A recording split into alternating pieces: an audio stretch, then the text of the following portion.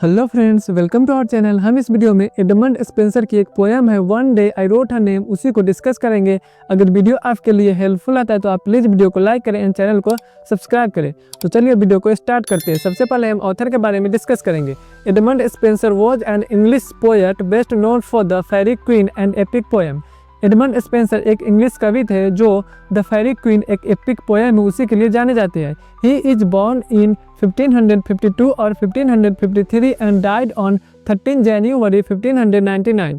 उनका जन्म 1552 या 1553 ईस्वी को हुआ था और उनकी मृत्यु 13 जनवरी 1599 ईस्वी को हुआ था। He played a significant role in the growth of modern English words. उन्होंने मॉडर्न इंग्लिश वर्ड्स के विकास में महत्वपूर्ण भूमिका निभाए थे। He is considered to be one of the greatest poets of Elizabeth era. उन्हें एलिजाबेथ इरा का एक महान कवि माना जाता है। His famous works are, उनकी प्रमुख रचनाएं हैं The Fairy Queen, Amoreti and Epithalamon। अब हम पोएम के इंट्रोडक्शन को डिस्कस करेंगे। The poem One Day I Wrote Her Name, or also known as Sonnet 75, is one of 89 sonnets from Amoreti, a sonnet cycle। Poem One Day I Wrote Her Name और इसे सनेट 75 के नाम से भी जाना जाता है। अमेरिटी एक सनेट साइकिल है, उसी में 89 सनेट्स है, उसी का एक हिस्सा है। Composed bye Edmund Spenser, a great English poet, और इसे लिखा गया है एक महान इंग्लिश कवि एडमंड स्पेंसर द्वारा इन द 16th सेंचुरी, 16वीं शताब्दी में। The poem is about poets courtship of Elizabeth Boyle, और पोएम पोएट के प्यार रहता है एलिजाबेथ बोयले के लिए, उसी के बारे में है। इन दिस पोएम, इस पोएम में the lover writes his beloved's name on the sea shore. Lover अपने प्रेमिका का नाम समुद्र के किनारे जो सैंड रहता है, बालू रहता है, उसी पर लिखता है। But waves wash it away, लेकिन वहाँ पर लहरें आती है उसे मिटा देती है। She then calls it a vain attempt as she herself is mortal and will be erased from this world one day. उनकी प्रेमिका कहती है कि यह बेकार की कोशिश है क्योंकि वह मोर्टल है और एक दिन वह इस दुनिया से चली जाएगी।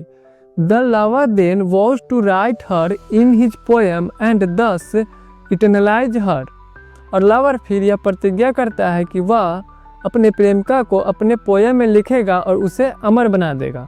The themes of the poem are love, immortality and mortality, और इस पोएम का थीम है प्यार है, अमरता है और नश्वरता है। इट इज एन इंग्लिश और शेक्सपियरियन सनेट, यह एक इंग्लिश या शेक्सपियरियन सनेट है। हैविंग 14 लाइन्स, इसमें 14 लाइन्स है। डिवाइडेड इनटू 3 क्वेट्रेंस एंड 1 कपलेट, इसे 3 क्वेट्रेंस और 1 कपलेट में बांटा गया है। क्वेट्रेंस का मतलब हो गया जिसमें 4 लाइन्स हो, कपलेट का मतलब हो गया जिसमें 2 लाइन्स हो। With the rhyme scheme AB AB BC BC CD CD EE, और इसका rhyme scheme AB AB BC BC CD CD EE है।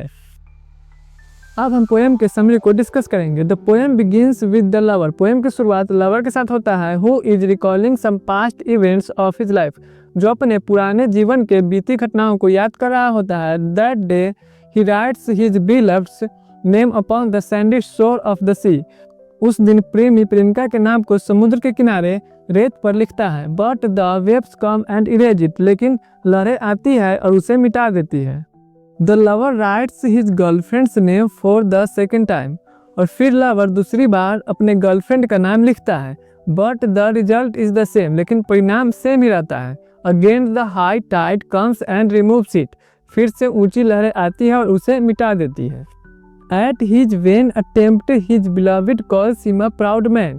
उनके इस बेकार कोशिश पर उनकी प्रेमिका उन्हें एक घमंडी आदमी कहती है। She tells him that, उन्हें कहती है कि he is making useless attempt to immortalize a mortal thing।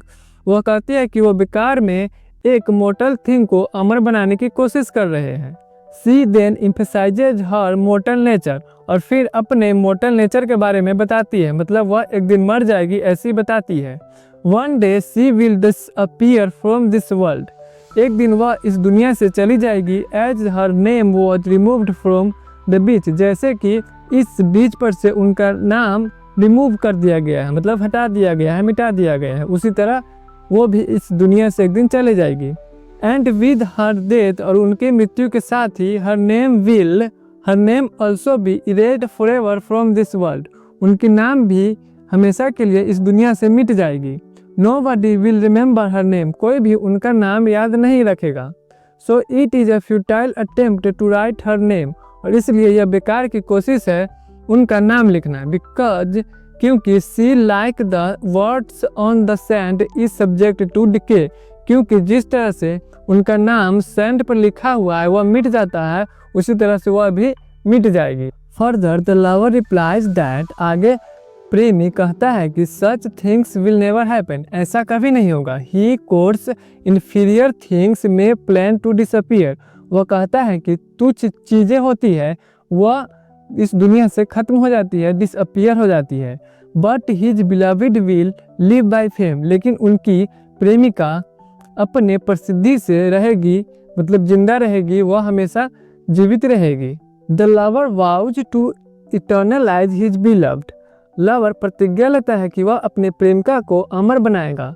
In his poetry, अपनी पोएट्री में, he will write such poems in the praise of her goodness, वह ऐसा पोएम लिखेगा अपने प्रेमिका के अच्छाइयों के बारे में, मतलब अपने प्रेमिका के अच्छाई की प्रशंसा के बारे में।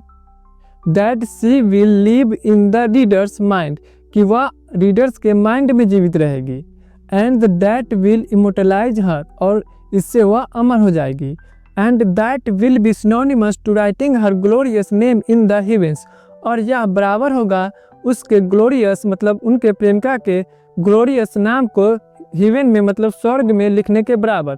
मतलब पोएट्री में लिखना उनके नामों को, उनके बारे में, उनके अच्छाइयों को उनके पोएट्री में लिखना अपने प्रेमिका के नाम को स्वर्ग में लिखने के बराबर होगा। In the end the lover says, अंत में लवर कहता है, when death shall gain control over all the world, मृत्यु पूरी दुनिया पर कब्जा कर लेगी। It will be unable to do any harm to his words, लेकिन यह उनके वर्ड्स को कुछ नहीं कर पाएगा, मतलब उनके लिखे हुए पोएट्री को कुछ नहीं कर पाएगा।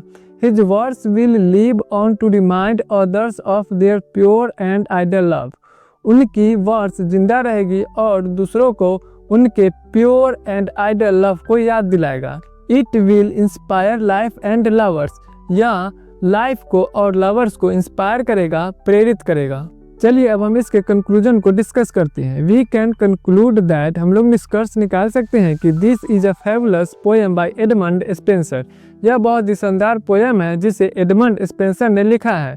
इन दिस पोएम, इस पोएम में the poet shows the power and ability of poetry, इस पोएम में पोएट पोएट्री के ताकत और क्षमता को दिखाते हैं। The poet wants her beloved to be remembered forever, poet चाहते हैं कि उनकी प्रेमिका को हमेशा के लिए याद किया जाए।